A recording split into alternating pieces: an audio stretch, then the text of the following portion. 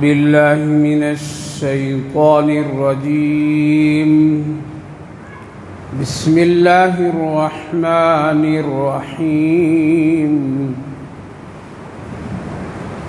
أو كالذي مر على قرية وهي خاوية على عروشها قال أنى يحيي هذه الله بعد موتها فأماته الله 100 عام ثم بعثه قال كم لبثت قال لبثت يوما أو بعض يوم قال بل لبثت 100 عام فانظر إلى طعامك وشرابك لم يتسنه وانظر إلى حمارك ولنجعلك آية للناس وانظر إلى العظام كيف ننشزها ثم نكسوها لحما فلما تبين له قال أعلم أن الله على كل شيء قدير. صدق الله العظيم. أو كالذي مر على قرية وهي خاوية على عروشها. کیا دیکھا نہیں اس شخص کو جو ایک بستی سے گزرا، اس بستی کا حال یہ کہ اس کی چھتیں گری پڑی ہوئی تھی. قال ان یحیی هذه اللہ بعد موتها، کہا کہ کیوں کر اور کیسے اللہ تعالیٰ اس کو زندہ کرے گا مرنے کے بعد. فاماتہ اللہ 100 عام ثم بعث، پھر اللہ تعالیٰ نے 100 سال تک اس کو موت دی، پھر اس کو اٹھایا.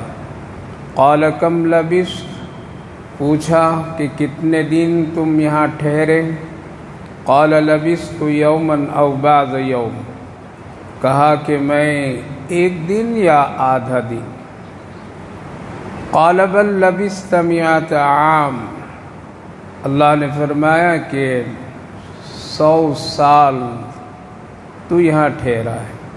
فانظر الی طعامک و شرابک لم یتسنہ، دیکھو غور کرو اپنے کھانے کو اور اپنے پینے کی چیز کو کہ وہ خراب نہیں ہوئے. وانظر الی حمارک، اور دیکھ اپنے گدھا کی طرف، سواری کی طرف. یہ اللہ نے لوگوں کے لیے ایک نشانی اور اپنی قدرت دکھایا. وانظر الی العظام، دیکھو کیسے ہڈیوں پر گوشت کو چڑھایا اور پھر اس گدھے کو زندہ کیا. فلما تبین له قال اعلم ان اللہ علی کل شیء قدیر، پھر جب اس کے لیے ظاہر ہوئی تو کہا کہ سب سے زیادہ جانتا ہے میرا اللہ، اور اللہ ہر چیز پر پوری قدرت رکھنے والا ہے.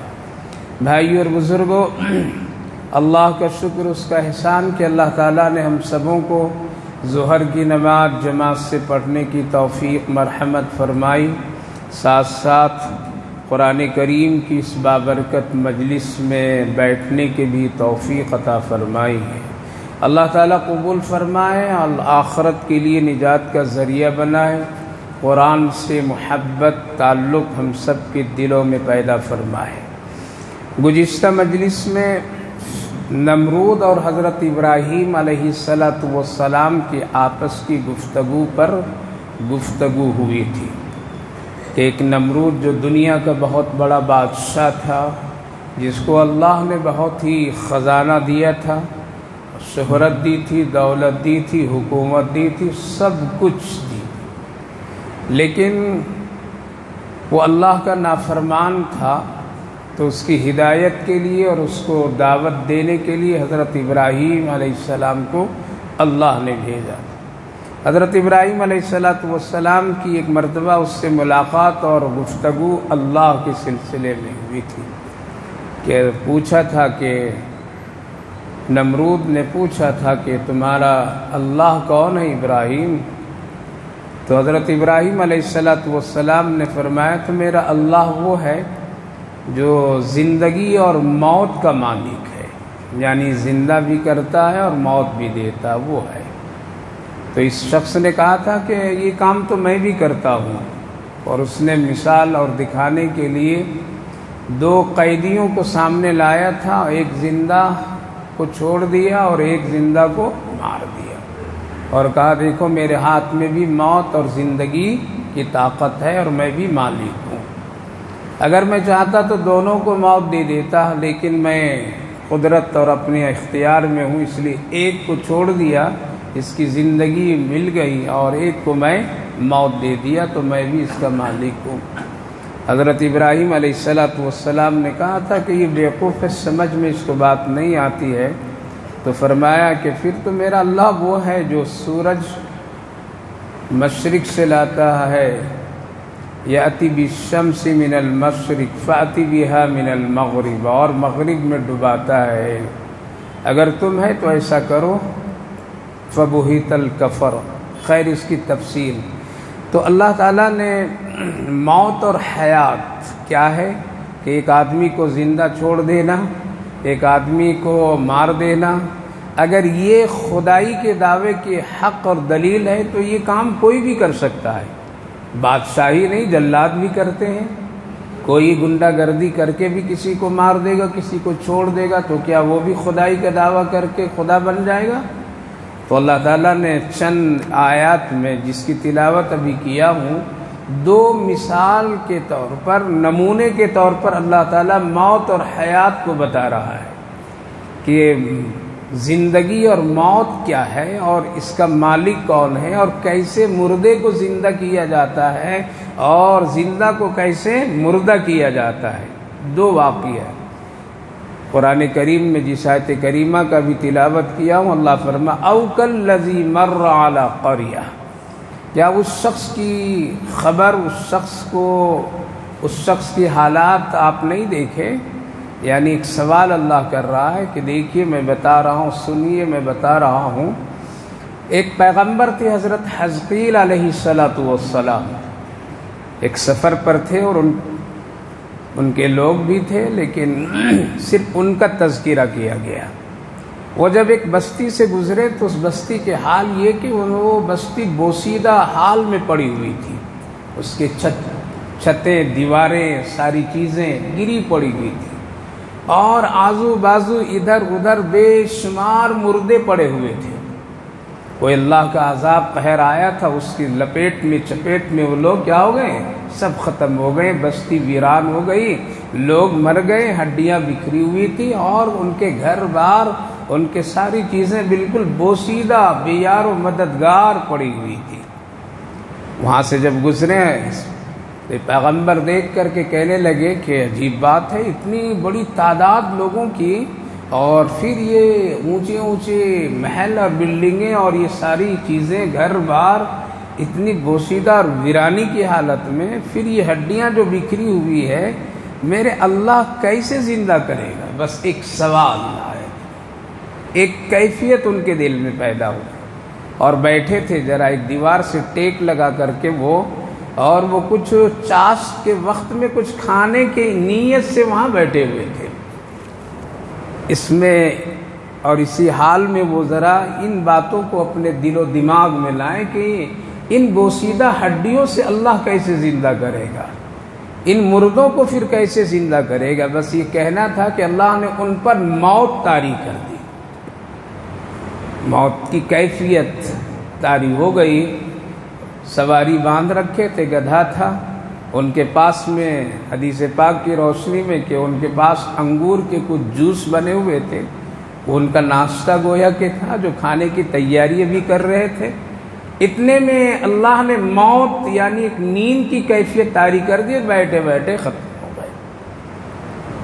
100 سال گزر گئے، اللہ نے پھر دوبارہ ان کو زندہ کیا تو اللہ نے پوچھا کہ فرشتوں سے پوچھوائے کہ پوچھو ان سے کہ یہاں کتنے دن ٹھہرے یہ؟ تو کہنے لگے کہ میں شاید کہ 1 دن یا آدھا دن اسی لیے آیا تھا، تو یہی میرے انداز ہے کہ 1 دن یا آدھا دن میں یہاں پہ ٹھہرا ہوں۔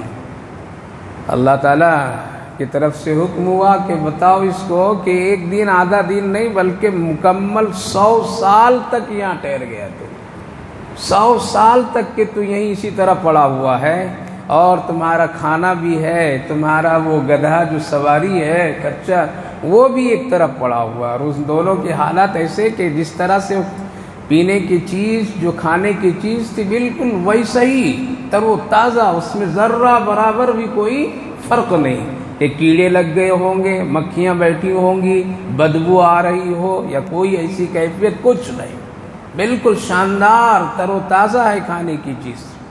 لیکن گدھا جو تھا ان کی سواری وہ بالکل مردہ بکھرا ہوا تھا، اس کی ہڈیاں بھی پڑی ہوئی تھی۔ تو یہ 100 سال کے بعد جب زندہ کیے گئے تو ان سے پوچھا گیا تو انہوں نے کہا کہ 1 دن 1.5 دن بس، آدھا دن، اس سے زیادہ نہیں، لیکن 100 سال تک کے۔ اس کے بعد پھر اللہ تعالیٰ نے فرمایا دیکھو اب تمہارا کھانا، اپنا کھانا دیکھو، 100 سال ہو گئے لیکن اس کھانے میں کیڑے تک نہیں آیا ہے، یہ خراب نہیں ہوا ہے، اس میں بدبو نہیں آئی ہے، اس میں کسی طرح تغیر اور تبدل نہیں ہوئی ہے۔ آج ہم لوگوں کے کھانے پینے کی چیز 1 دن میں کتنی تبدیلیاں آ جاتی ہیں، اگر یہ ٹھنڈے فریج کا انتظام نہ ہو تو آج کل رکھنا بہت مشکل ہے اور کھانا بہت مشکل ہے، اور اس میں بھی چند دنوں کے بعد میں بڑی تبدیلیاں اور تغیر اور بدلاؤ آ جاتے ہیں، کیڑے آ جاتے ہیں، بدبو آ جاتی ہے، کھانے کا دل نہیں چاہتا۔ لیکن ایک کھانے کی چیز جو پیالے میں پڑی ہوئی ہے کتنے دن تک کے؟ 100 سال تک اللہ بغیر کسی فریج کسی چیز کے اسباب کے اس کو خوبصورت اور بہترین رکھا ہے۔ اور اللہ نے فرمایا کہ اب دیکھو وانظر الی العظام، اور اپنے گدھے، وانظر الی الحمار، اور اپنے گدھے کی طرف دیکھو میں اب اس کو کیسے زندہ کرتا ہوں۔ بس اتنا دیکھنا تھا کہ وہ گدھے کی ہڈیوں پر گوشت چڑھنے لگے، اور گوشت جب چڑھے تو پھر وہ ہڈیاں جڑنے لگی، اور جڑ جڑ کر کے فوراً ایک لمحے میں کیا ہو گیا؟ وہ گدھا زندہ تیار ہو گیا۔ اللہ تعالیٰ نے فرمایا دیکھیے گدھا بھی تیرا تیار، سواری بھی تیار، کھانے کی چیز بھی تیار، تو بھی تیار۔ یہ ایک نشانی ہے اللہ ان لوگوں کے لیے جو لوگ، جن لوگوں کے دلوں میں مرنے کے بعد زندہ ہونے کا یقین نہیں ہے کہ اللہ کیسے زندہ کرے گا۔ دیکھ تیرے دل میں پیغمبر، فوراً پیغمبر کی پکڑ ہوئی کہ تم کیسے سوچ لیا کہ اللہ کیسے ان بوشیدہ ہڈیوں کو زندہ کرے گا۔ دیکھو کیسے زندہ کیا، 100 سال کے بعد، موت دینے کے بعد پھر بھی اللہ زندہ کر دیا۔ اور مشاہدے کے لیے یہ گدھا جو بوسیدہ ریزہ ریزہ ہو گیا ہے، اس کو بھی اللہ تیری نظروں کے سامنے زندہ کیا۔ ایک تو یہ مثال، دوسری مثال یہ ہے اللہ یہ بتانا چاہتا ہے کہ وہ نمرود جو یہ سمجھ رکھا تھا کہ میں بھی خدا ہوں اور موت اور حیات کا مالک ہوں، کہ ایک زندہ آدمی کو چھوڑ دینا اور ایک زندہ آدمی کو مار دینا یہ ہے موت و حیات کا مالک اور خدائی کا دعویٰ، یہ نہیں ہے، بلکہ یہ ہے کہ 100 سال گزر جائے، ہڈیاں بکھر جائے، ریزے ریزے ہو جائے، ساری نا امیدی کی کیفیت ہو، اور پھر اللہ اس کو زندہ کر دے۔ اس کو کہتے ہیں موت و حیات کا مالک، موت و حیات کا مالک۔ اس واقعے سے اور اس آیت کریمہ سے اللہ نے بتلایا اے لوگو غفلت میں نہ رہو، چاہے کتنی مدت گزر جائے گی لیکن مرنے کے بعد ایک دن ہم تمہیں دوبارہ ضرور زندہ کریں گے۔ اور اس کی ہزاروں مثالیں حدیث پاک میں موجود ہے۔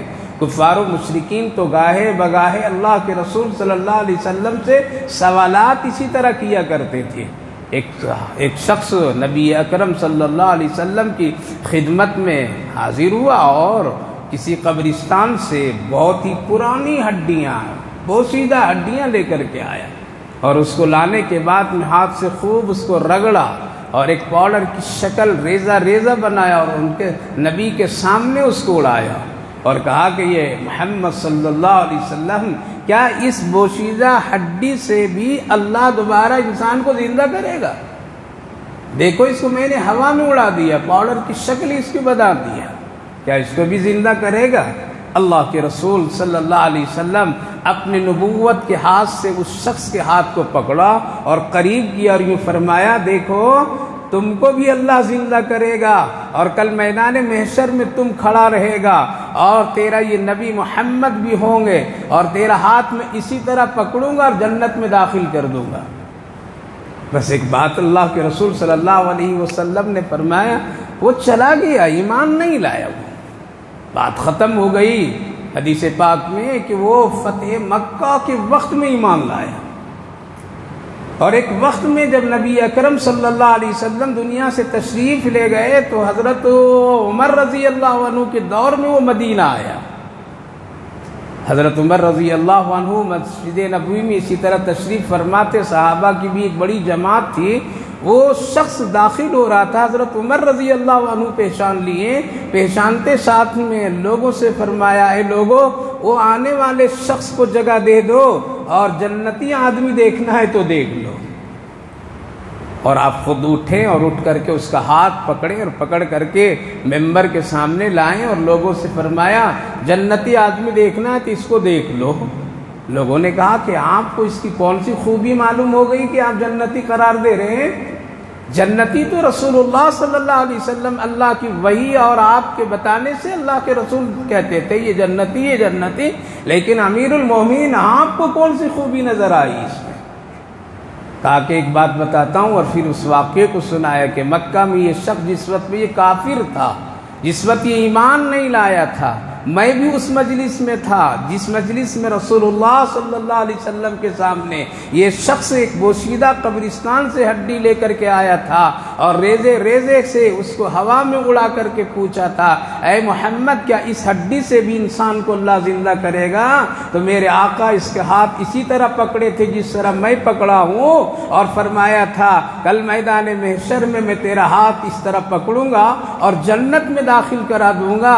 پتہ یہ چلا یہ جنتی ہے، اللہ کے رسول اس کا ہاتھ پکڑ کر کے جنت میں ضرور داخل کریں گے، اس لیے نبی کی بات جھوٹی نہیں ہو سکتی ہے، اس لیے میں یقین سے کہہ رہا ہوں یہ جنتی آدمی ہے۔ میرے بھائیوں بزرگوں، آج بہت سارے لوگوں کے وہم و گمان میں کبھی کبھی شیطان اس طرح کے وسوسے ڈال دیتا ہے کہ کون زندہ کرے گا، کیسے زندہ کرے گا، مرنے والا مر گیا، قصہ ختم ہے، اس سے کوئی حساب کتاب نہیں ہے۔ اللہ یہاں نمونے کے طور پر میں ایک پیغمبر کو زندہ کر کے اور اس کے حالات سے یہ بتا رہا ہے، 100 صدیاں کیوں نہ گزر جائے پھر بھی اللہ زندہ کرنے پر قدرت رکھتا ہے اور کرے گا۔ دوسرا ایک مثال، وَإِذْ قَالَ إِبْرَاهِيمُ رَبِّ أَرِنِي كَيْفَ تُحْيِي الْمَوْتَى، نمرود سمجھا تھا زندہ کو چھوڑ دینا زندگی، زندہ کو مار دینا موت، یہ ہر ایک آدمی کر سکتا ہے، لیکن یہ زندگی اور موت کا مالک نہیں ہے۔ کیسے ہے؟ حضرت ابراہیم علیہ السلام کے ایک واقعہ، وقت یاد کیجئے جب حضرت ابراہیم نے اپنے رب سے کہا آرینی کیف تحیی الموتى، اے میرے رب مجھے بتائیے، دکھائیے، مجھے بتائیے کہ آپ مردے کو کیسے زندہ کریں گے، کچھ تجربہ مجھے بتائیے۔ لوگ پوچھتے ہیں، میں یقین سے ان کو بتاؤں گا کیسے کریں گے، اس کی کچھ ایک مثال کے طور پر میں ہم کو بتائیے۔ کون سوال کر رہا ہے؟ حضرت ابراہیم جو خلیل اللہ ہے۔ تو اللہ تعالیٰ ابھی پوچھا، دوست ہے تو بے تکلف دونوں طرف سے فرمایا، قال اولم تؤمن، اے میرے خلیل ہے ابراہیم، کیا میری اس قدرت پر تجھے یقین نہیں، ایمان نہیں ہے کہ میں زندہ کر سکوں گا؟ ظاہر ہے کہ ایک دوست کو اگر آپ پیسے دے دیں اور کہہ دیں گے ذرا اس میں لکھو بھائی، اور یہ میں لکھ لیتا ہوں کہ اتنا دیا ہوں اتنے تاریخ کو، تو دوست کیا کہتا ہے، کیا یار تم ہم پر یقین بھی نہیں رکھتے ہو جو اتنا لکھنے پڑھنے کا کام کر رہے ہیں۔ حالانکہ یہ اصولی چیز ہے، آج ہم لوگوں نے اس کو کیا سمجھا کہ یہ نہیں کرنا چاہیے، اس سے عزت چلی جاتی ہے، اس سے اہمیت گھٹ جاتی ہے کہ کسی کو کچھ دیا اور فوراً لکھوا لیا، کسی کو کچھ دیا گواہ بنا لیا، کسی کو کچھ دیا تو یادگار کے لیے ایک تحریر مقرر کر دی۔ ایسا کرنے سے شاید اس بندے کے میرے یقین پر اس کو دھوکہ ہے، یا ہماری عزت نہیں سمجھتا ہے، یا ہم پر اس کو کوئی بھروسہ نہیں، یہ ہم لوگ سمجھتے ہیں، فوراً ایسا کرتے ہیں اور اس کام سے اچھے اچھے لوگ چک جاتے ہیں۔ حالانکہ قرآن کریم میں اللہ رب العالمین نے جو سب سے بڑی آیت نازل فرمایا ہے اسی کے بارے میں فرمایا ہے، فرمایا تم لینا دینا کرو تو کیا کرو، لکھ لیا کرو، لکھ لیا کرو، اس سے محبت بڑھے گی، محبت میں کمی نہیں آئے گی۔ اس لیے شیطان کبھی گمراہ کر دے گا، جھگڑے پیدا کر دے گا، لینے والا کہے گا اتنا لیا، دینے والا کہے گا اتنا دیا، اختلافات ہوں گے، جھگڑے ہوں گے اور تحریر ہوگی تو کیا ہوگا، ثبوت اور گواہ پیش ہو جائیں گے۔ لہذا کوئی جھگڑا نہیں، شیطان کو موقع نہیں ملے گا، اسی لیے اللہ نے لکھنے کا حکم دیا ہے۔ لیکن ہم لوگ یہ کہتے ہیں کیا یار 2 پیسے دیا تو یقین بھی نہیں رکھتے ہو کہ ہم نہیں دیں گے، یہ لکھنے اگنے کا کام کیا ہے؟ لیکن کبھی کبھی یہ محبت میں بھی بات ہوتی ہے، محبت میں بھی بات ہو جاتی ہے۔ تو اللہ نے محبت میں فرمایا قال ولم تؤمن، اے میرے خلیل، میرے دوست ابراہیم، کیا میرے زندہ کرنے پر، مردہ کو زندہ کرنے پر یقین نہیں ہے کہ میں کروں گا؟ تو دوست نے بھی بڑی خوبصورت جواب دی ہے حضرت ابراہیم علیہ السلام نے، قال بلا، اے میرے رب خوب یقین ہے، ذرہ برابر بھی میرے دل میں کوئی شک نہیں ہے، ذرہ برابر بھی میرے دل میں کوئی کسی طرح سے شبہات نہیں ہے، آپ کریں گے، ضرور کرنے کی قدرت رکھتے ہیں۔ قال بلا، بالکل یقین ہے، یقین ہے۔ جب یقین ہے تو پھر کیوں پوچھ رہا ہے کہ کیسے زندہ کریں گے؟ وَلَكِنْ لَيَطْمَئِنَّ قَلْبِي، تاکہ دیکھوں گا تو اور دل میرا مطمئن ہو جائے گا۔ لہذا ایک آدمی کہتا ہے اور ایک آدمی دیکھتا ہے، دونوں میں بہت فرق ہے، بہت فرق ہے۔ جو آنکھوں سے مشاہدہ کر لے، اپنے ہاتھوں سے مشاہدہ کر لے، اپنے تجربے سے ایک آدمی کر لے تو وہ یقین کے درجے میں ہوتا ہے۔ اسی لیے جنت اور جہنم کی جب بات آئی تو اللہ کے رسول صلی اللہ علیہ وسلم کو اللہ نے عرش پر بلایا اور جنت اور جہنم کا سیر کروایا کہ آپ جنت بھی دیکھ لیجئے، جہنم بھی دیکھ لیجئے۔ دیکھ کر کے جب آپ بتائیں گے تو خدا نخواستہ اگر کوئی پوچھے گا اے محمد کیا تو نے جنت دیکھا، کیا تو نے جہنم دیکھا، آپ بہت ہی یقین کے ساتھ میں کہہ دیں گے ہاں میں دیکھ کر کے آیا ہوں، جنت بھی دیکھا، جہنم بھی دیکھا۔ تو دیکھنا اور تجربات سے ایک چیز کو عمل میں لانا یہ بہت ہی اطمینان کی چیز ہے۔ اس لیے میرے رب آپ کی ربوبیت پر، آپ کے زندہ اور مردہ کرنے پر مجھے شک نہیں ہے، لیکن ہم تو ایک کمزور بندہ ہیں، دل کو مطمئن کرنا چاہتے ہیں، اسی لیے دیکھنا چاہتے ہیں کہ کس طرح سے آپ کریں گے، کس طرح سے کریں گے۔ اللہ فرمائے ہاں بالکل ٹھیک ہے، تیرا دل میں جانتا ہوں، تو مطمئن ہے، تجربے کے لائن سے آپ دیکھنا چاہتے ہیں تو پھر دیکھیے۔ قال فخذ أربعة من الطير، آپ چند پرندے یعنی 4 پرندے پکڑ لیجئے، 4 پرندے پکڑیے، فصرهن إليك، پکڑ کر کے اپنی طرف لائیے اور پھر اس کو ذبح کر دیجئے اور اس کو ٹکڑے ٹکڑے قیمہ قیمہ بالکل ریزہ ریزہ کر دیجئے، چاروں کو بالکل مکس کر دیجئے، ملا دیجئے، کسی کی کوئی شناخت نہیں ہو، بالکل سارا جسم کے اعضاء بالکل ٹکڑے ٹکڑے، کوئی چیز نظر نہیں آئے۔ فصرہن کے الیک کے مطلب یہی ہے۔ حضرت ابراہیم علیہ السلام 4 پرندے کو پکڑے، اس کو ذبح کیے اور اسی طرح سے ریزہ ریزہ کر کے مکس کر دیے اور بالکل باریک باریک بنا دیے۔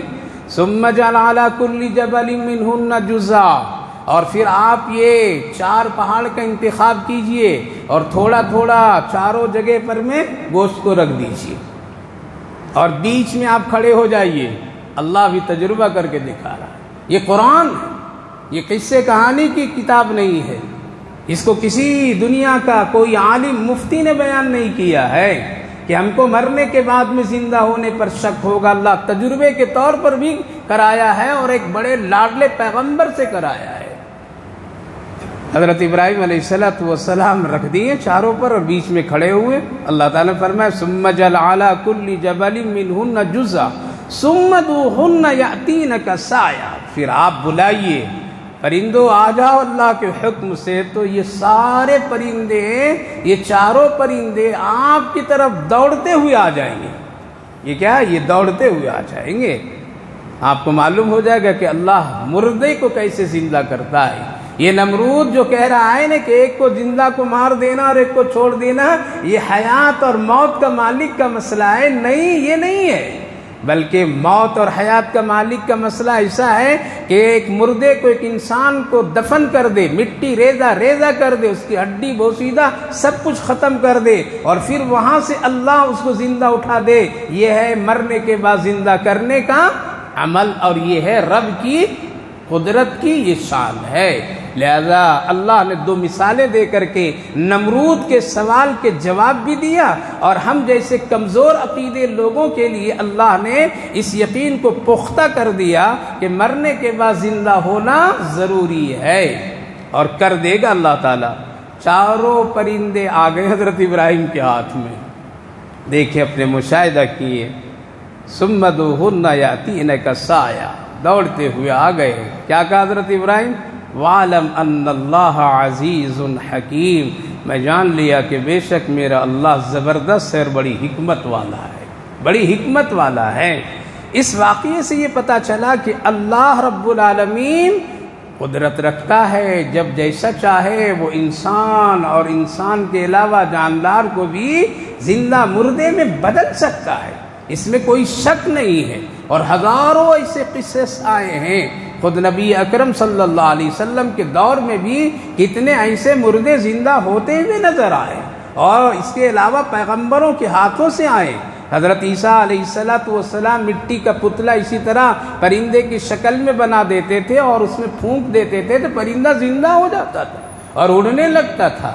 لوگ دیکھ کر کے ایمان لاتے تھے، اور بعض لوگ کہتے تھے یہ ان کی جادو کے کمالات ہیں۔ حضرت صالح علیہ السلام سے جب لوگوں نے کہا کہ آپ دکھائیے کہ اللہ کے نبی آپ کیسے ہیں، اور اس پہاڑ سے ایک زندہ اونٹنی نکال دیجیے، اللہ زندہ اونٹنی پہاڑ سے نہیں نکلتے ہیں، بچے نہیں نکلتے، انسان پہاڑ سے نہیں نکلتے ہیں۔ اللہ نے ہر ایک کا ایک نظام بنایا ہے۔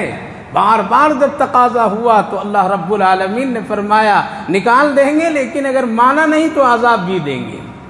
لہذا ایسا ہی ہوا۔ حضرت صالح علیہ السلام ایک پہاڑ کے سامنے کھڑے ہوئے اور لوگوں کو جمع کیا اور فرمایا قم، اللہ کے حکم سے پہاڑ ایک اونٹ نکال دے۔ لہذا ایک زندہ اونٹنی بہت ہی شاندار، خوبصورت، توانائی اور فربہ ساری خوبیوں کے ساتھ زندہ پہاڑ سے نکلتا ہوا ہے۔ پڑھیے قرآن کریم۔ ہم لوگوں تو پڑھنا قرآن کو چھوڑ دیا، قسم خدا کی جتنے موبائلوں کو پڑھ رہے ہو، جتنا موبائلوں پر آنکھیں ڈال رہے ہو، جتنا دل و دماغ اس پر زور دے رہے ہو، یہ سوائے عذاب کی اور کچھ بھی نہیں ہے۔ اس کا ایک حصہ بھی اگر قرآن میں آج کا نوجوان، آج کے بزرگ، آج کے ماں بہنیں، آج کی بچیاں اگر اس پر تھوڑا سا وقت لگا دیتے کہ کسی صورت، کسی واقعے پر ذرا ہم تدبر، غور و فکر کر لیں، یا چند صورتیں ہم یاد کر لیں ڈھنگ سے، تو اللہ کے فضل ہوتا، رحمتیں نازل ہوتی۔ لیکن بلا ہے، یہ مصیبتیں ہیں، پریشانیاں ہیں کہ گھنٹوں گھنٹوں گھنٹوں گھنٹوں بلا وجہ لوگ کھنگالتے رہتے ہیں، جیسے اس میں کوئی خزانہ نکلنے والا ہے، جیسے اس میں کوئی موتی ہیرے نکلنے والا ہے، اس میں جیسے کوئی انسان کی بڑی کامیابی ہونے والی ہے۔ اتنا کھنگالتے ہیں، اتنا چلاتے ہیں۔ بچیے بچیے، فتنہ ہے، فتنہ ہے، وقت بھی ضائع، عمر بھی ضائع، گناہ کا ہونا۔ اس لیے قرآن پر تدبر کرو، قرآن پر غور کرو۔ کبھی کسی ایک واقعے کو لے کر کے ان کو پڑھو گے، ان کو سمجھیں گے میرے جوانوں بزرگوں، تو اس سے ایمان میں پختگی آئے گی، اندر سے طاقت آئے گی، حوصلہ ملے گا، اللہ پر یقین پیدا ہوگا۔ لیکن ہم لوگ تو پڑھتے نہیں۔ حضرت صالح علیہ السلام کا واقعہ قرآن کریم میں بے شمار اللہ نے بیان فرمایا ہے۔ 12ویں جز میں سورہ ہود میں اللہ نے تذکرہ کیا ہے، 19ویں جز میں اللہ نے تذکرہ کیا ہے، کہاں نہیں تذکرہ کیا ہے، 30ویں جز میں اللہ نے تذکرہ کیا ہے۔ اور پھر انجام کیا ہوا؟ جب یہ اونٹنی نکلی اور نکل کر کے لوگ آنکھوں سے دیکھیں، کچھ لوگ ایمان لائے اور کچھ لوگوں نے انکار کر دیا، اور یہ کہا کہ یہ تیرے ہاتھوں کا کمال ہے، یہ تو ایسا لوگ اور بھی کر دیتے ہیں۔ لہذا سوٹنی کے سلسلے میں واقعہ ہے کہ اس کو چھیڑ چھاڑ لوگوں نے کیا تو اللہ کا عذاب آیا اور پکڑے گئے، ہلاک ہو گئے۔ تو میرے بھائیو بزرگوں، اللہ زندہ کرنے کی طاقت اور قدرت رکھتا ہے۔ جس طرح ہمارا کوئی وجود نہیں تھا، ہم اس سے پہلے ہم اپنے بارے میں کچھ جانتے نہیں تھے، ہمارے ماں باپ بھی نہیں جانتے تھے، ہمارے رشتہ دار نہیں جانتے تھے، نہ ہم آپ کو جانتے تھے نہ آپ ہم کو جانتے تھے، ہمارا کوئی نشان نہیں، آپ کا کوئی نشان نہیں، لیکن ایک پانی کے قطرے سے خوبصورت انسان جس پروردگار نے بنایا ہے وہی اللہ دوبارہ زندہ بھی کر دے گا اور حساب کے لیے کھڑا کر دے گا، میدان محشر میں بلا لے گا اور ایک ایک چیزوں کا سوال کرے گا۔ کیا اس سوال سے ہم لوگ غافل ہیں یا نہیں؟ کیوں پوچھے گا، کیسے پوچھے گا؟ ذرا یہاں 500 روپیہ دے دیجیے، آپ 10 مرتبہ پوچھیں گے؟ کسی کو آپ 1000 دے دیجیے، آپ 10 مرتبہ حساب لیں گے؟ آپ نے کیوں نہیں دیا، کیوں نہیں دے رہے ہو، کیا ہو گیا ہے، کیا یہ کیا ہے، اتنا کیوں کم دے رہا ہے، کب دے گا؟ کرتے ہیں نہیں کرتے؟ کسی کو آپ قرضہ دے دیجئے تو وقت پر نہیں دیا تو اس کے پیچھے پڑ جاتے ہیں، دینا پڑے گا، مقدمہ کر دیں گے، نہیں دو گے ذلیل کر دیں گے، کیوں نہیں دے رہا ہے، دیا تو اتنا کم کیوں دیا ہے؟ سوال کرتے ہیں نہیں کرتے ہیں؟ اللہ جو اتنی زندگی اور نعمتیں دیا ہے تو اس کا حق ہے ہم سے اور آپ سے سوال کرنے کا، وہ سوال ضرور کرے گا، جوانی دی ہے سوال کرے گا، علم دیا ہے سوال کرے گا، دولت دی ہے سوال کرے گا۔ میرے بھائیو بزرگوں ماں بہنوں، اس سے غفلت میں نہ رہیے۔ اس لیے ان دو واقعے سے اس بات کی پتہ ہے اور اس بات کے لیے دلیل ہے کہ اللہ مرنے کے بعد دوبارہ زندہ کرے گا۔ حضرت ابراہیم علیہ السلام کے سلسلے میں لوگوں نے کہا کہ شاید کہ حضرت ابراہیم علیہ السلام کے نعوذ باللہ کہیں دل میں کوئی خشخشی کی کیفیت تو نہیں تھی؟ نہیں، اللہ نے اس کو یہاں کلیئر کر دیا ہے، نہ وَلَٰكِن لَّا يَطْمَئِنَّ قَلْبِي، کہ آپ کے دل مطمئن ہونے کے لیے سوالات مجھ سے کیا، اور کوئی سوالات اطمینان قلب کے لیے کرنا کوئی گناہ کی بات نہیں ہے اور کوئی عصمت انبیاء کے خلاف نہیں ہے۔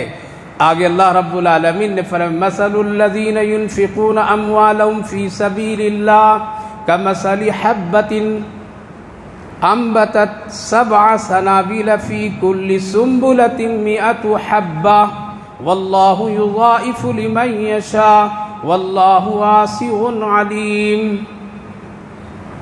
اللہ ہم سب کو اس دنیا میں جتنی چیزوں کی ضرورت وہ وہی دیا ہے، وہی دیا، اللہ کے سوا کوئی نہیں، کوئی نہ لے کر کے آتا ہے نہ لے کر کے جاتا ہے۔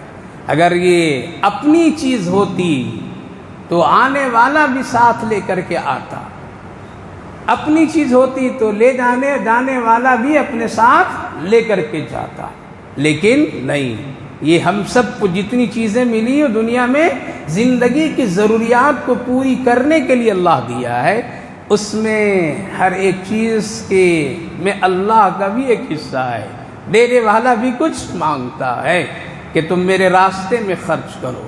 اللہ نے یہاں اطمینان دلایا ہے کہ میرے راستے میں اگر کوئی خرچ کرتا ہے تو پھر ہم اس کو اس سے بھی بڑھا کر کے دیتے ہیں۔ کیا کرتے ہیں؟ بڑھا کر کے دیتے ہیں۔ اور نمونے کے طور پر میں اللہ نے مثال میں پیش ہے، مثل الذین، ان لوگوں کی حال جو اللہ کے راستے میں خرچ کرتے ہیں ایسا ہے جیسے ایک دانہ زمین پر کسان ڈالا، ایک دانہ مٹی میں ہم نے ڈالا، اس دانے سے اللہ نے 7 بالیاں پیدا کیا۔ کتنے پیدا کیے؟ 7 بالیاں۔ مثال کے طور پر میں گیہوں کا ایک دانہ ڈالیں، اس سے کتنے دانے؟ ایک دانے سے 7 شاخیں پیدا ہوئی، 7 شاخوں میں 10 دانے، تو کتنے ہو گئے؟ حساب تو معلوم ہے نا؟ ماشاءاللہ، کیا 70 ہو گئے نا؟ اللہ فرما رہا ہے دیکھو ایک دانے سے 7 بالی پیدا کیا، 7 بالی سے پھر کتنے ہو گئے؟ 70 کیا۔ تو جس طرح سے ایک آدمی یہ مشاہدہ کرتا ہے، اسی طرح سے اگر کوئی میرے راستے میں ایک دانہ خرچ کرتا ہے، ایک پیسہ خرچ کرتا ہے، تو اس کے اخلاص کی بنیاد پر میں اسی طرح سے اس کو بڑھاتا رہتا ہوں، اور وہ بڑھ کر کے کبھی 70 کبھی 700 گنا تک بڑھ جاتا ہے اخلاص کی بنیاد پر۔ تو پتہ یہ چلا کہ اللہ سے تجارت کرنے میں گھاٹا نہیں ہے۔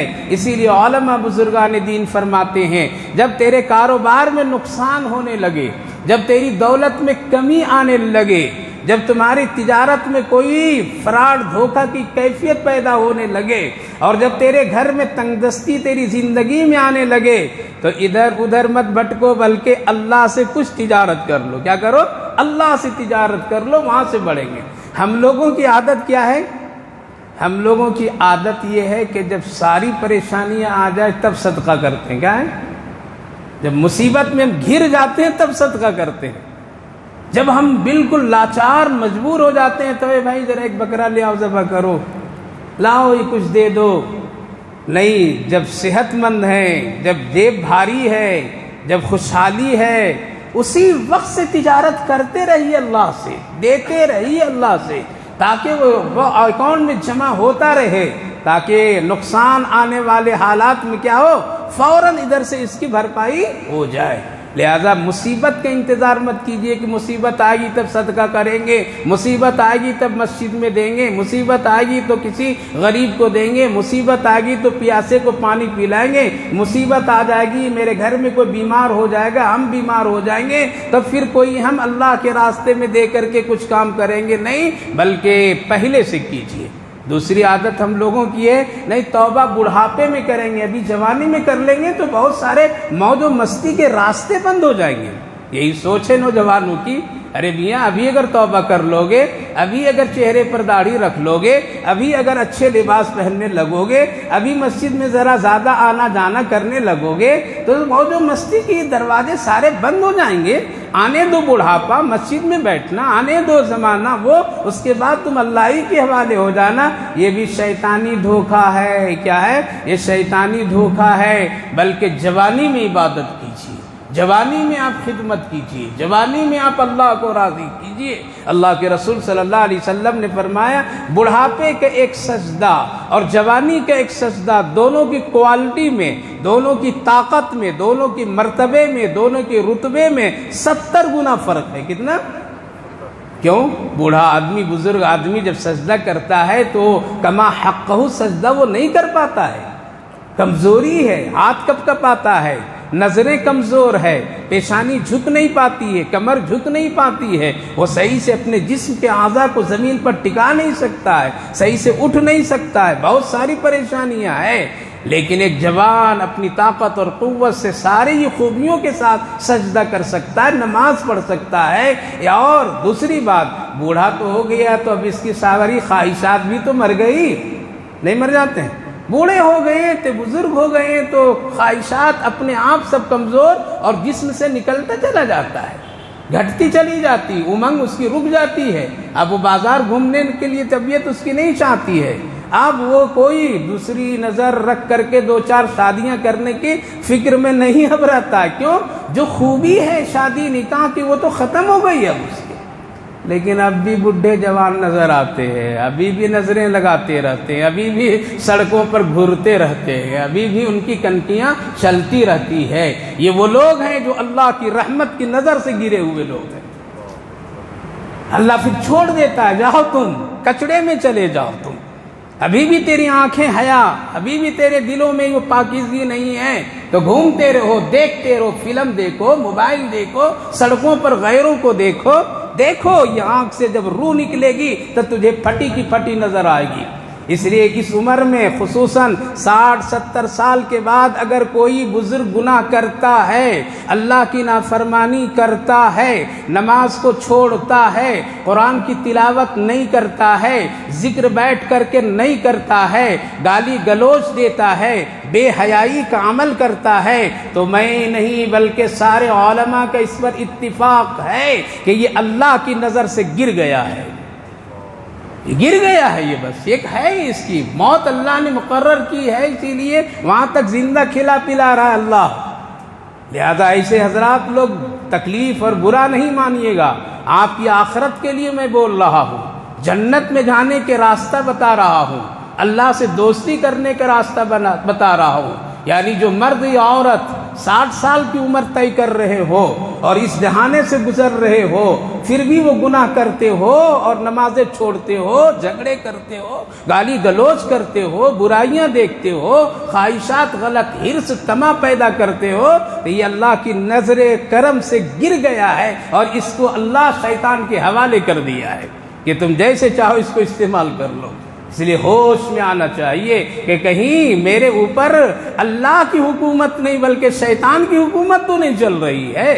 اس لیے بزرگوں، ماں بہنوں، بھائیوں، بزرگوں، ہوش میں آئیے، اپنے آپ کو، اپنی زندگی کو پاکیزہ بنائیے، اپنی آنکھوں کو پاکیزہ بنائیے، اپنے ذہنوں کو صاف ستھرا رکھیے اور اپنے ساری چیزوں کو اچھا سے اچھا بنا کر کے زندگی گزارنے کی کوشش کیجیے۔ اللہ رب العالمین نے بہت ہی ہمارے اور آپ کے لیے فائدے رکھے ہیں۔ تو عرض یہ کر رہا تھا کہ ایک جوان اگر عبادت کرتا ہے، ایک جوان اگر اللہ سے دوستی کرتا ہے، ایک جوان اگر اللہ کے حکم پر عمل کرتا ہے، قرآن پڑھتا ہے، بڑھاپے کی عمر اور اس عمر میں دونوں میں 70 گنا فرق ہے۔ جس طرح سے ایک دانہ اللہ لگا کر کے 70 دانے پیدا کر دیتا ہے ایک دانے سے، اسی طرح اللہ کی رحمت کے خزانے میں اسی طرح ہے، ایک نیکی کو اللہ 70 گنا بنا دیتا ہے۔ قرآن کریم میں اللہ خود ارشاد فرمایا، من جاء بالحسنۃ فلہ عشر امثالھا، تم ایک نیکی کرو 10 دوں گا۔ یہ حدیث بہت مشہور ہے، ایک درود شریف پڑھو ایک مرتبہ تو کتنے معلوم ہے؟ معلوم نہیں، اسی لیے پڑھتے نہیں۔ اور وہاں معلوم ہے کہ 1 لاکھ روپیہ دیں گے تو 5 لاکھ ملیں گے، تو گھر بیچ کر کے جمع کر دیں گے۔ وہاں جب معلوم ہو جاتا ہے تو آٹو بھی بیچ دیتے ہیں، وہاں معلوم ہو جائے تو عورتیں ساری زیورات بیچ کر کے لگا دیتی ہیں کہ 1 لاکھ میں 5000 آ رہا ہے، کتنا فائدہ نفع ہے، اور جب ڈوب گیا تو ہاتھ جوڑ کے سڑکوں پر آ گئے۔ یہاں نہیں معلوم ہے، ہم درود کی فضیلت نہیں معلوم کی ہے کبھی کہ ایک مرتبہ درود آقا پر پڑھیں گے تو اس کا ثواب کتنا ہے، اس پر نیکیاں کتنی ہیں، گناہ کتنے ختم ہوتے ہیں، اللہ کی رحمت کتنی ملتی ہے۔ اگر یہ معلوم ہوگا تبھی تو ہمیں دلچسپی ہوگی، لیکن ہم نے معلوم نہیں کبھی کیا، ہم کو پتہ ہی نہیں ہے کہ کیا اس میں ثواب ملے گا، اس لیے ہم پڑھتے نہیں ہیں۔ گوشت کا مزہ زبان پر ہے تبھی تو ڈھونڈتے پھرتے ہیں کس ہوٹل کا، کہاں کا پکوان اچھا ہے، تبھی تو بھاگے بھاگے لوگ جاتے ہیں۔ اور اگر گوشت کی لذت معلوم نہیں ہے تو ترکاری سبزی میں الجھے لوگ رہتے ہیں۔ اس لیے میرے بھائیوں بزرگوں، پڑھا کیجئے درود کی فضیلت کیا ہے، کس سے کتنی نیکیاں ملے گی۔ درود پاک کے بارے میں اللہ کے رسول صلی اللہ علیہ وسلم نے فرمایا کہ جو ایک مرتبہ مجھ پر درود شریف پڑھتا ہے تو اس کے 10 گناہ ڈیلیٹ، 10 نیکیاں آ گئی اکاؤنٹ میں، 10 رحمتیں اللہ کی طرف سے، 10 ضرورتیں اس کی پوری اللہ کر دیتا ہے، اس کی دعائیں اللہ قبول کر لیتا ہے، اس کے اوپر رحمت کے فرشتے رحمت کی دعائیں کرنے لگتے ہیں ایک مرتبہ پڑھنے پر، ایک مرتبہ پڑھنے پر۔ اور اگر کوئی آدمی 100 مرتبہ پڑھے تو کتنی نیکیاں ملے گی۔ آپ کہیں گے کہ اتنے جب کما لیں گے تو پھر کیا ہے، مزہ ہے نہیں، گناہ بھی بہت کرتے ہیں ہم لوگ، کیا ہے، ایک نظر اگر کسی پر غلط ڈال دیا تو گناہ بھی ہے۔ اس لیے درود شریف پڑھا کیجیے۔ درود شریف صرف یہاں اللہ نے مثال دانے کے دے کر کے، مال کے خرچ کرنے کے بتا کر کے بہت ساری نیکیوں کی طرف اشارہ کیا ہے، بہت ساری نیکیوں کی طرف اشارہ کر دیا ہے۔ لہذا درود شریف پڑھیں گے، ہاتھ اٹھائیے، آج وعدہ ہی کر لیتا ہوں انشاءاللہ ضرور سب لوگ پڑھیے، روزانہ 100 مرتبہ صبح، 100 مرتبہ شام کو، بڑی نیکی ملے گی۔ پھر دیکھیے، دل سے پڑھیے، دل سے پڑھیے، سکون سے پڑھیے، بچوں سے پڑھوائیے۔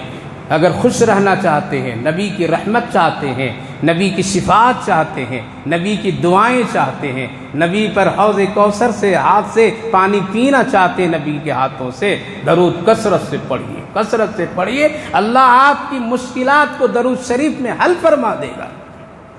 ایک چرواہا تھا نا جو بکریاں چرایا کرتا تھا، ایک نوشیروان عادل، بڑے انصاف پرور بادشاہ، جنگل میں اس کو وضو کرنے کی ضرورت پڑی اور پانی کی آس لگی ہوئی تھی، کنواں ڈھونڈتا رہا، پانی ڈھونڈتا رہا تو ایک کنواں ملا، کنواں تو ہے، پانی تو ہے، لیکن نکالنے کے لیے ڈول رسی نہیں ہے، بہت پریشان، دیکھ رہا ہے کہ کوئی آدمی ملتا کیسے نکالوں، تو ایک کمسین قسم کے نوجوان بھاگے بھاگے بکری چرا رہا تھا، آیا، کہا کہ مسافر بھائی آپ بڑے اچھے نیک لگتے ہیں، کیا چیز کی بات، پریشانی، کہا کہ وضو کرنے کی ضرورت ہے اور پیاس بھی لگی ہے، ہمارے ساتھ یہ قافلے کے لوگ بھی ہیں، ساتھی لوگ ہیں، سب لوگوں کو وضو ہونا، نماز ہم لوگ پڑھیں گے، پانی ہے، کنواں ہے، لیکن ڈول نہیں ہے، تمہارے پاس ہے کیا؟ کہا کہ میرے پاس ڈول تو نہیں ہے لیکن میں پانی کا انتظام کر دیتا ہوں، میں پانی کا انتظام کر دیتا ہوں۔ کہا کہ کر دو، تیرا بڑا احسان ہوگا بچہ۔ اس نے کنویں کی طرف سر جھکایا اور کہا کہ اے پانی اوپر آ جاؤ، اے پانی اوپر آ جاؤ۔ 10-12 سال کا ہے یہ نوجوان بچہ، پانی اوپر آ گیا اور میڑ پر پورا پانی لبالب ہے۔ کہا کہ چچا جان آپ پورا وضو کر لیجئے، سب لوگ بلا لیجئے، پی لیجئے، جتنا لے جانا ہے لے جائیے، جب تک آپ کی ضرورت پوری نہیں ہوگی اس وقت تک یہ پانی نیچے نہیں جائے گا۔ 8-9 سال 10 سال 12 سال کے بچے کا 70 سال ہم جیسے لوگوں میں بھی یہ پاور نہیں ہے، کیوں؟ گناہ میں ہے، پورا گھر گھرانہ گناہ میں ہے، فیشن پرستی میں ہے، دنیا کی ضرورت اور حاجتوں کو پوری کرنے کے لیے آج عزت آبرو کا خیال نہیں رکھ رہے، بس پوری ہونا ہے، بننا ہے، بنانا ہے، چاہے آخرت اجڑ جائے، قبر میں سانپ بچھو پیدا ہو جائے، پرواہ نہیں، کون دیکھے گا وہاں، یہاں ہم کو دیکھنا ہے۔ اس لیے دیکھ لیجیے آج غلط خواہشات کی پوری اور پیروی کرنے کی وجہ سے کتنے پریشانیاں آ رہی ہے۔ اس لیے میرے بچوں جوانوں درود شریف پڑھو، درود شریف پڑھو، گھر میں ایک ماحول بنائیے۔ 2 گھر فرشتوں کو بہت ہی پیارا ہے، کون؟ 2 گھر، جس گھر میں قرآن پڑھا جاتا ہے اور جس گھر میں درود شریف پڑھا جاتا ہے، فرشتے رک جاتے ہیں گزرتے ہوئے اور کہتے ہیں یہ درود شریف پڑھنے والے کا گھر ہے، ذرا سلام پڑھ کے چلو یہاں، یہ قرآن کریم پڑھنے والے لوگوں کا گھر ہے، ذرا سا یہاں رک کر کے دعائیں دے کر کے چلو یہاں سے۔ ہمارا گھر، ہماری زندگی تو گانے، فحاشی، بدماشی، شرارت، دھوکے سے لبریز ہے۔ پاک کیجئے، پاک کیجئے، کفن اوڑھنے سے پہلے پاک صاف ہو جائیے، غسل ہونے سے پہلے پاک صاف ہو جائیے، جنازے کی دعا پڑھنے سے پہلے اپنی زندگی کو پاک صاف کر لیجئے، درود شریف پڑھیے، پڑھیں گے، پڑھوائیں گے انشاءاللہ اپنے گھر میں، اس کی تاکید کیجئے۔ 100 مرتبہ صبح، ہر نماز کے بعد اگر درود شریف 20 مرتبہ پڑھ لیں گے تو 5 نماز میں کتنی ہوئی؟ ہو گئے نا؟ نمازیوں کے لیے تو ماشاءاللہ آسان ہے نا۔ 10 مرتبہ پہلے جماعت میں کھڑی ہونے سے پہلے 10 مرتبہ پڑھ لیجئے، 10 مرتبہ نماز کے بعد میں پڑھ لیجئے، ہو گیا نا؟ ایک نماز میں 20۔ اور جو بے نمازی ہے وہ، اس کے لیے ذرا مشکل ہے، اس کے لیے اتنا مشکل ہے کہ بسم اللہ بھی پڑھنا مشکل ہے، بسم اللہ بھی پڑھنا مشکل ہے۔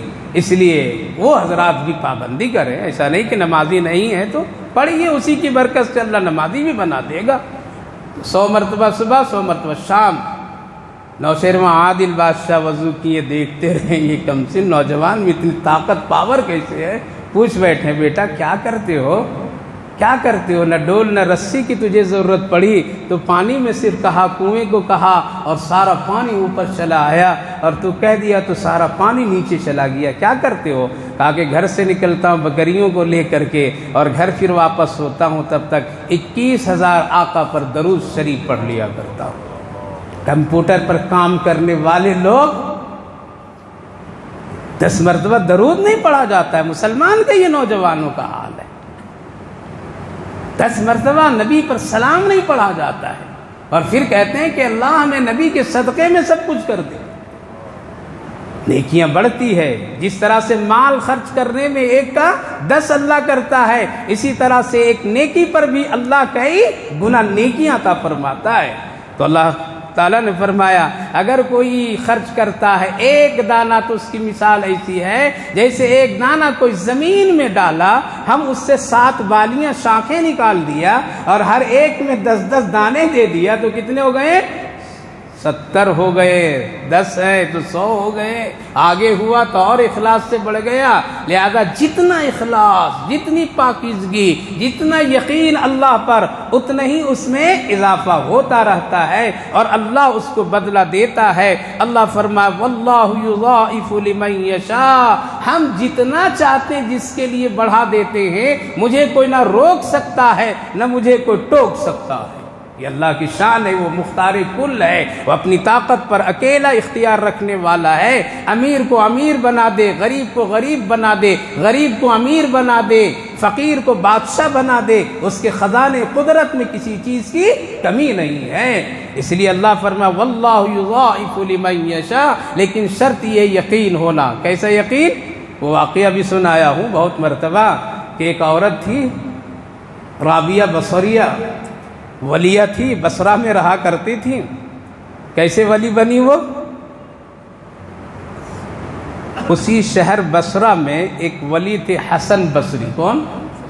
وہ بھی ایک ٹکر کے ولی تھے۔ تو ساری عورتیں جمع ہوئی ان کے پاس، تاکہ مردوں کا تو ولی ہے، ہم لوگوں کا کوئی بھی ولی نہیں ہے، کیا ہم لوگ حسن بصری کے پاس جائیں اپنی اصلاح تزکیہ کے لیے؟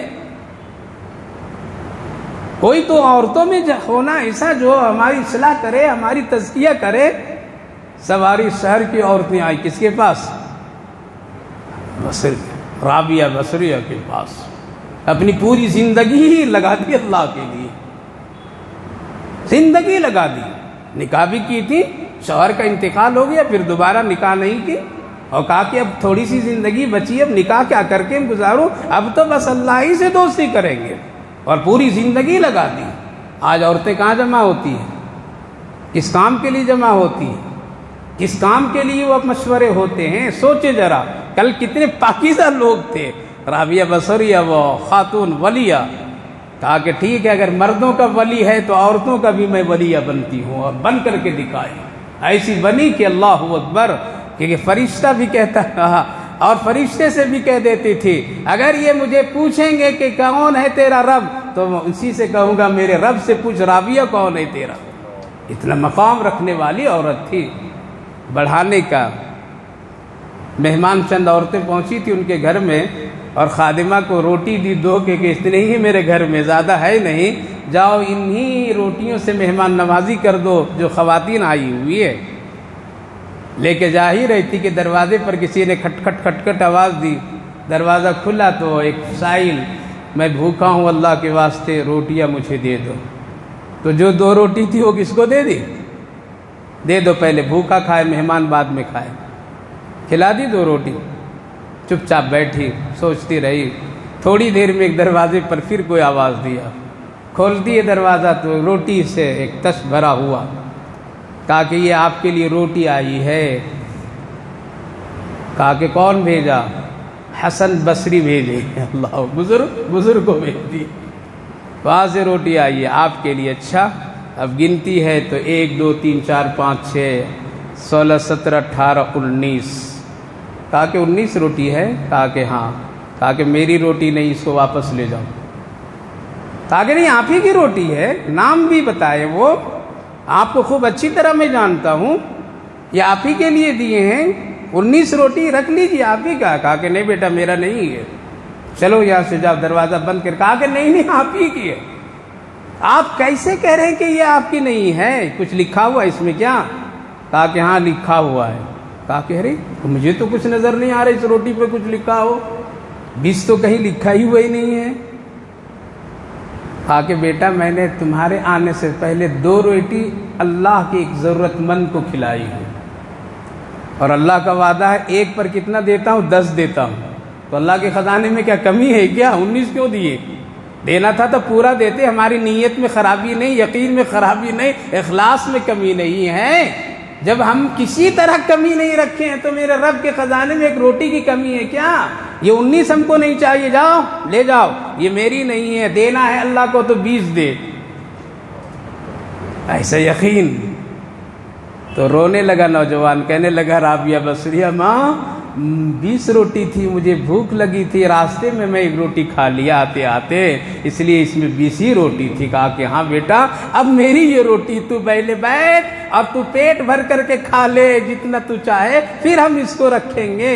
میرے بھائی بزرگوں، یقین ایسا پیدا کرو، اللہ ضرور دیتا ہے، اللہ سے تجارت کیا کیجیے، یہ ادھر ادھر اللہ بلا میں جو لگا دیتے ہیں یہاں لگائیے، بڑھے گا، اللہ ضرور دے گا۔ تو اللہ فرمائے مثل الذین ينفقون، ان لوگوں کی مثال جو لوگ خرچ کرتے ہیں اس کو میں بڑھاتا ہوں اس طرح جیسے ایک دانہ زمین میں ڈالو، اس سے میں 7 بالیاں، 7 میں 70 اور 100 تک کہ اللہ بڑھاتا جاتا جتنا چاہتا۔ واللہ واسع علیم، اللہ رب العالمین وسعت رکھنے والا اور جاننے والا ہے۔ خلاصہ یہ ہے کہ نمرود کے سوالوں اور اس کی حرکتوں کا جواب اللہ نے 2 واقعے سے دیا کہ موت کے بعد زندہ ہونا اس طرح سے ہے کہ 100 سال تک کے مردہ پڑا رہے اور پھر اس کو زندہ کر دینا، اس کو کہتے ہیں مرنے کے بعد زندہ، نہ کہ زندہ کو مار دینا، یہ موت بعد الموت نہیں ہے۔